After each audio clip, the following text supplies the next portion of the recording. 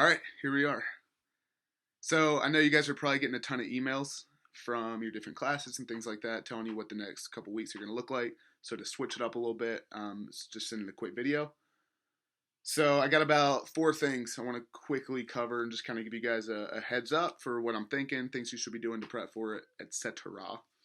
The first one, most important, finish Princess and the Goblin by Thursday. Okay, so we're gonna completely wrap it up, have it read, have it annotated. I'm obviously not doing an annotation check, given the fact that I can't remotely as well as I would in person. But nevertheless, you're gonna need your annotations for the test that we'll take on it. So make sure you are still annotating that as you go. The test that we are going to take on Tuesday will now move to Friday. All right, so what's gonna happen is you guys will finish Thursday by Thursday. Thursday, I'll either share a video with some of my thoughts or have you guys respond to some discussion questions, something that we can kind of wrap it up on that end. And then we'll take the test for it on Friday. And I'll send you more information tomorrow on what to expect from the test. As obviously the format will need to be a little bit different than was originally intended. So that's the first thing. All that'll be on Canvas as well. Secondly, our next unit, Unit 9, was going to be Wuthering Heights, which was a really long book and really difficult. And so, given the fact that I don't think we could do it very well remotely, I made, as Peyton Manning would say, an Omaha and took out Wuthering Heights, added in a couple other books that are shorter, easier to understand, more fun.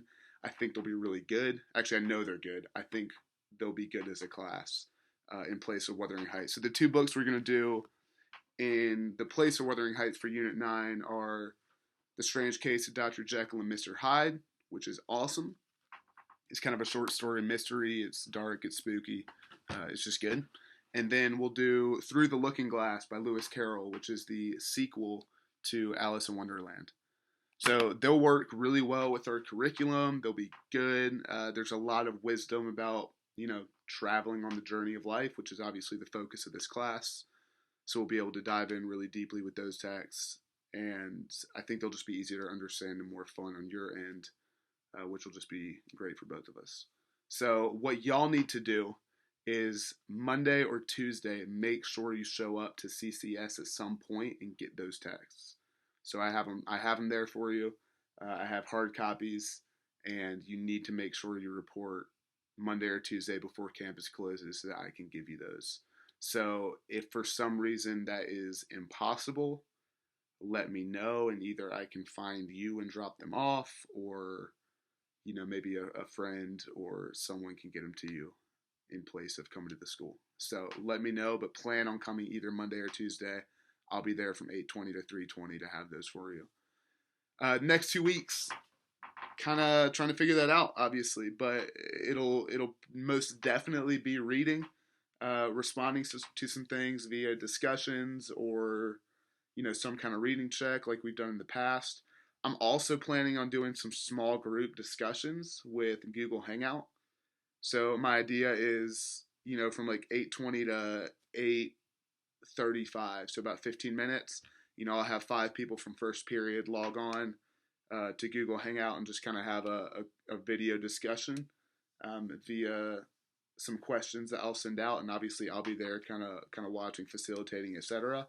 And then the next group will log on at 8:35 to 8:50, and we'll go that way. I don't think it'll be good to have a full class via video chat, so we won't do that.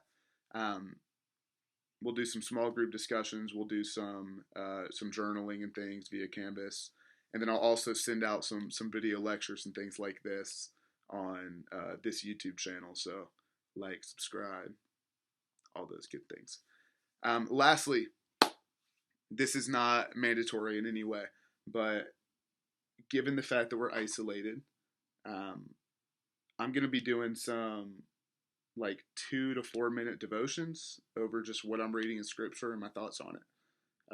It's pretty easy in my own experience to fall out of the practice of being in the Word and being with a community of believers when you're, not going to church regularly, and you're not even in school anymore. It's very isolating.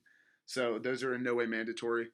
It'll literally just be an audio recording of me, sharing some of my thoughts on scripture. It'll be short, it'll be sweet, hopefully sweet, definitely short, and yeah, completely mandatory. But I'll make a module called Devotions, COVID-19 Devotions. That's good, and we'll go with that. So if you want those, they'll be available. Let's do it. Here we go. Keep fighting the good fight.